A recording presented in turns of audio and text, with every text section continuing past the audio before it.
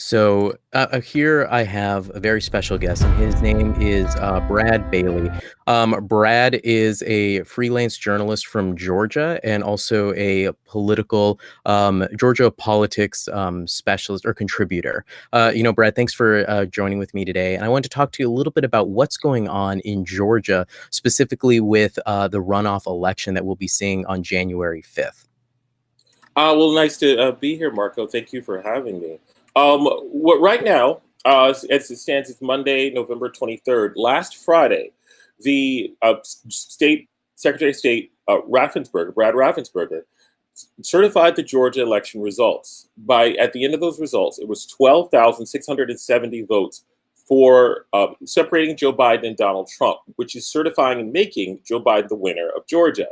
That was the vote went through a recount, which lasted about a couple of weeks. And so now the Trump campaign is actually asking for a third recount. So that recount is supposed to start tomorrow at 9 a.m. and it must be in by December 2nd. That recount is also going to be done by machines and not hands. It's going to make it a little bit quicker to sort of get it done. The Trump campaign is asking for signatures on each of those ballots. But the problem is a lot of local officials realize that that's not going to be so easy to do. In addition, there's been a lot of sort of internal division with the Georgia Republican Party.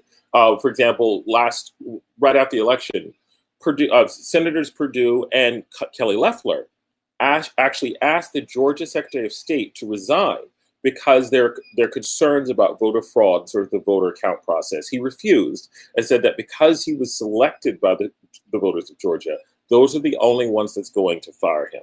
So right now the voter recount is sort of will begin tomorrow morning and will start. In addition to, we also have, of course, as you know, the Senate runoff race happening, which is the race is going to be January 5th, but the early voting starts December 14th. Which registration I think is going to be by December 7th. And that's going to be between Perdue and John Ossoff, in addition for the actual one Senate seat, in addition to the Reverend Raphael Warnock of the Ebenezer Baptist Church in downtown Atlanta, which is the church, by the way, that Martin Luther King sort of spoke at when he was here. In addition to against Kelly Loeffler, who was the current incumbent senator from Georgia.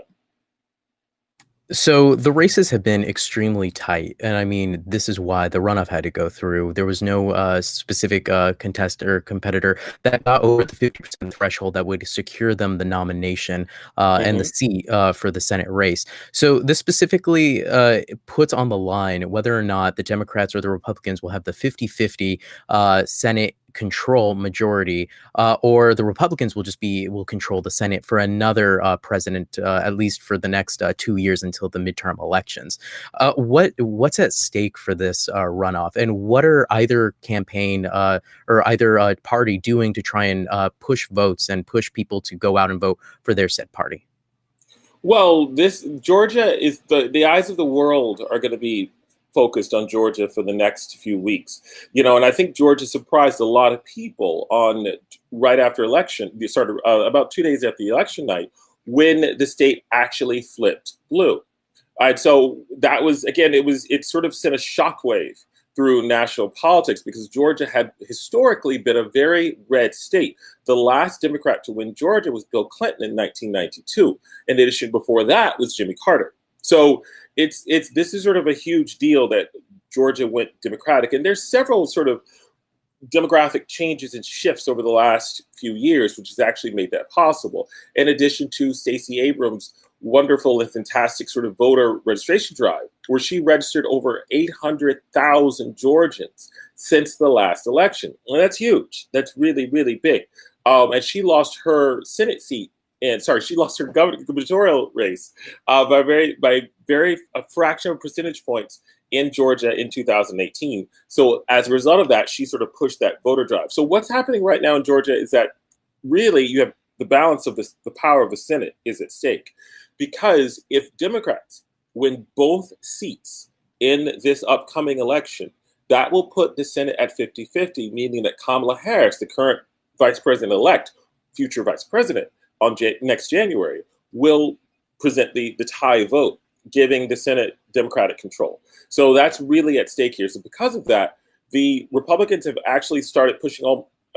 Purdue is wanting almost $500 million to help his race, his upcoming race, actually. So you're having fund drives all over the country. Stacey Abrams' group, Fair Fight Georgia, has raised, I think, over almost $8 million in the first week from Democratic sources around the world. And that money will help continue to voter registration drives, and will continue to sort of help campaign ads from John Ossoff and Reverend Raphael Warnock. And so right now, all those candidates are crisscrossing the state to get out to as many voters as possible. The issue is Kelly Loeffler ended up having, I think, was tested for positive for coronavirus actually these past few days. So we're going to have to watch that to sort of see how that's going to affect her campaign. I think a really interesting note that people should take aware of is the New York Times published just earlier today that with the Senate race going on in Georgia, the Republican Party with both Perdue and Loeffler have been pushing out a lot of aggressive media, specifically bashing their their adversaries in the election. While on the other side, the Democratic Party with both Ossoff and Warnock, they've been continuing to push and kind of copy the Biden stance. To try and garner more people to come to this medium or like the middle ground of this political battlefield. I think it's really interesting to see this. But what do you think about that? Do you think that this is the right play that the Republicans should be doing to get the votes by continuing to play this aggressive approach, or do you think they should be trying to also meet their Democratic adversaries in the middle? Well, I think, Marco, we have to talk about the elephant in the room, and that elephant is Donald Trump. Right now, his efforts in a way to sort of either overturn the votes or sort of to cast a doubt or dispersions on those results are having a massive impact. And I think, he's almost being treated, I think, with kid gloves, not just by the Georgia Republican senators, but by Republicans nationwide. And I think that's a wild card, really, in terms of how, because again, it's about turnout. It's about who's going to turn out. Historically, runoffs only really have about 20% of the actual voter turnout. And I think with this past election, in some areas of Georgia, ranged from 60 to 70% turnout. So that's a huge difference. And I think right now, it's that push. Who's going to turn out? And it's about combating voter apathy in African American communities. It's about combating sort of systematic voter oppression in a lot of sort of African American communities around the state. So there's so many different factors that go into this process right now. And I think that's why the Georgia race is so fascinating, because it really is this incubator for how we need to look at politics right now in the U.S. with regard to changing demographics, with regard to voter suppression issues, with regard to, tactics, with regard to Trump and how Trump is sort of affecting the local races. Trump brought out, because of his last minute push, and especially his last minute push in Georgia, he brought out tremendous people during the election. The issue is, are those people going to come out now that Trump is not on the ballot? That's the big thing we have to see right now.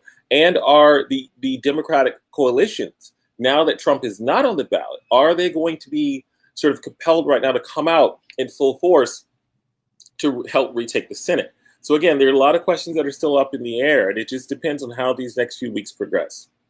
Completely, Brad.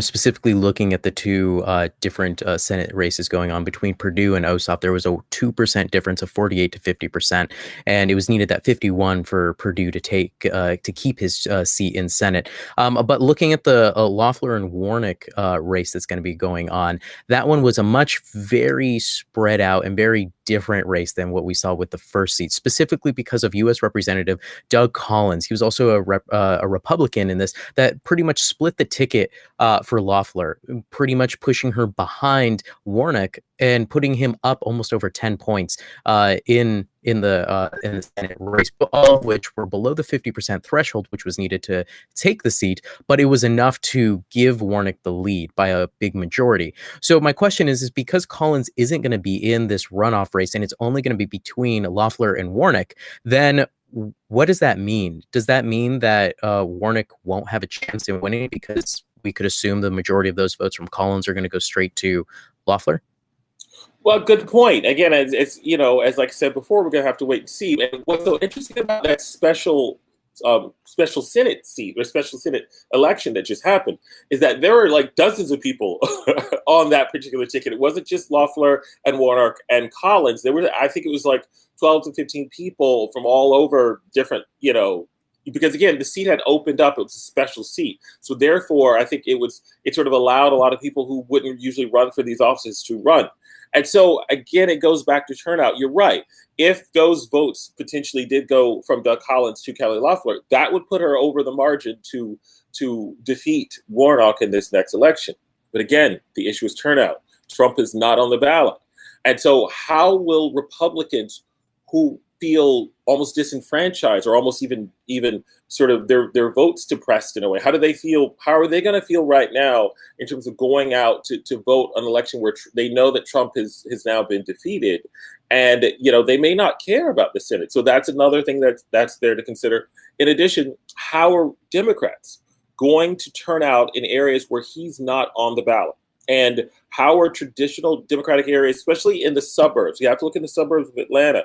How are those folks going to come out, going to push out, and how those traditionally suburban moderate whites, affluent African Americans, and sort of those heavily Democratic areas of Gwinnett County, Cobb County, DeKalb County, which is heavily African American and heavily Democratic, in addition to Clayton County, which is one of the most heavily Democratic and one of the most heavily African American districts in the nation. That's John Lewis's district. What's being done now? I've been speaking to voter activists around the state, and they're getting out there. The Democratic ones that I'm speaking to are getting out there. And one, I just spoke to a voter registration drive, head of a voter registration drive this past weekend. And they just hired 75 people to start knocking on doors because it's about relationships in those African American communities.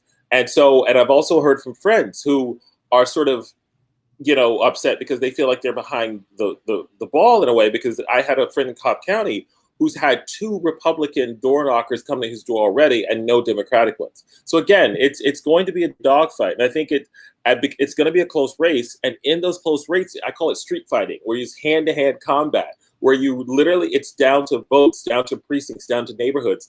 That's where all these votes are going to come from. So whoever can mine these votes at the most local, most grassroots level is going to win this race. These were all great points, Brad, and I just want to say thank you so much for coming on the show with me today. Sure. Thank you, everyone, for watching. Again, you heard this here on Happs, and specifically on the new miniseries on Happs, The Review. Brad is an amazing freelance journalist in Georgia and a political contributor in Georgia as well. So, Brad, again, thank you so much. And again, everyone, please stay tuned and keep watching The Review, as we'll be diving more into the different political climate and the way that things change throughout the country for the next coming weeks and months, as we see the election and the transition from the Trump administration to the Biden administration, is including the Georgia runoff on January 5th. Again, this is The Review. Thank you and good night.